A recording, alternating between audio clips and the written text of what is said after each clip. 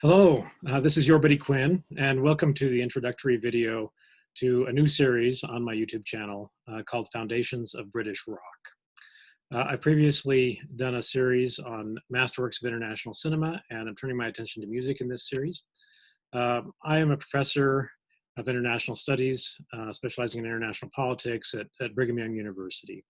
I'm not a music specialist, and this introductory series is not a technical introduction to the music of British rock. But I do have a love both for great music and for creativity in general, and love in particular how creative output both mirrors and helps to shape society around it. I'm going to be presenting 10 introductions in this series, focusing on 10 different artists that I consider to be foundational in the development of British rock and roll. These are some of the most beloved and successful British artists, foundational bands that really directed the future of rock music for some time to come, both in the United Kingdom and abroad. Most of the bands in this series have disbanded by now, many of them in the 1980s and 1990s, but several of them have continued all the way up to the present and continue to release some music. These bands are typically quite male-dominated, as much of early British rock was, but I've also included some influential female artists as part of the series. I will be presenting these artists in chronological order, focusing on bands that released their debut album in a 20-year period, beginning in 1962 and then continuing to our final band, which releases its debut album in 1981. And we're going to be looking at artists ranging from popular rock, such as the Beatles, the Kinks, Fleetwood Mac, to more guitar-driven, a little bit harder rock, and even punk, like the Rolling Stones, the Who, Led Zeppelin, or the Clash. We'll also look at an experimental artist like that of like Kate Bush, will represent some of the most experimental British rock. And the series ends with the beginning of alternative rock and what is sometimes called the New Wave. That starts in the late 1970s and early 80s, and we'll look at the Police and Duran Duran toward the end of the series. I will be uploading every week a short introduction to a band and their music. These introductions don't have visual content other than me speaking, so they're very easy to listen to with your earphones while you're doing other things. The introductions, though, are actually much less important than the music, and so the introductions really are setting you up to listen to a curated playlist for each of these artists.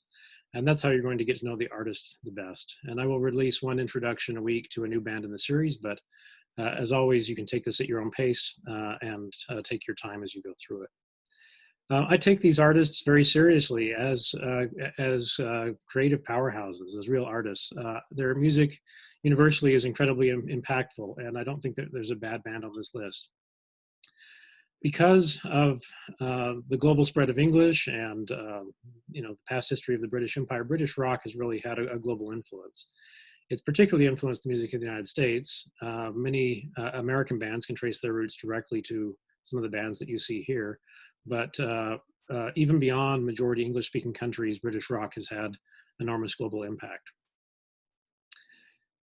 So I will be offering a curated playlist for each of these artists. These playlists can be found on Spotify, and I will provide a link in the video notes on YouTube. Just go into YouTube in the details, and you'll find that link to Spotify. The playlists vary quite significantly in length, from about an hour to 3 to 4 hours or more. And the length of those playlists is really determined by both the quantity and the quality of the whole body of the artist's output. I have a few rules for curation that make these playlists different than anything else you'll be able to find out there. So Spotify has its own playlist, sometimes called the best of an artist, for example, or this is the artist. But those playlists are made in quite a different way than the ones that I'm presenting in this series. To make a playlist, I listen to every studio album that has been recorded by an artist, listen also to the singles when there are singles outside of the studio albums.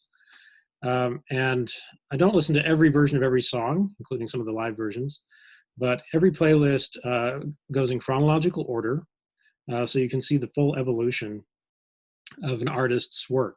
And that's one of the most interesting things I think about listening to music in this way. Each playlist also focuses on a single artist, and every album in their repertoire is represented on the playlist.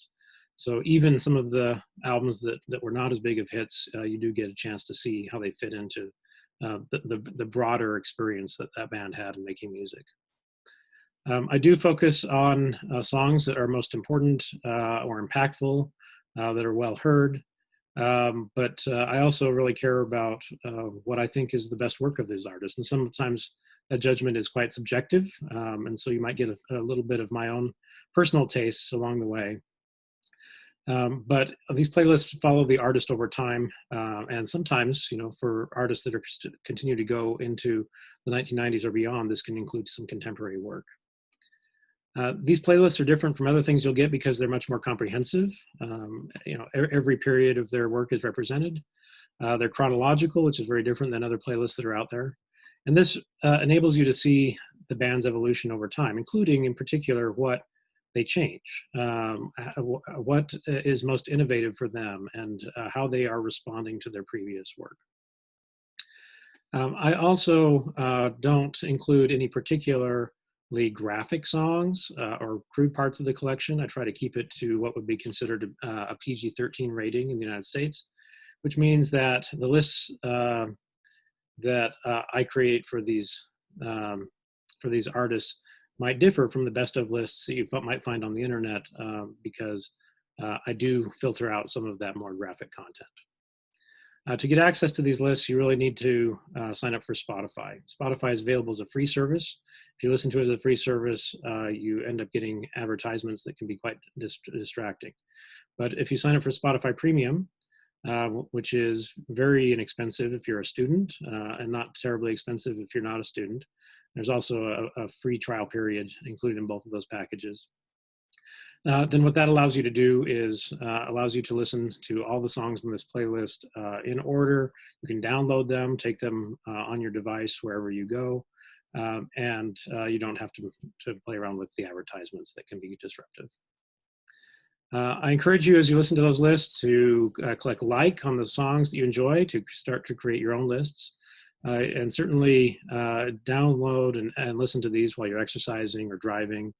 The second listen is always different than a first listen, so if you can listen twice, you're going to have a different experience than if you only listen once.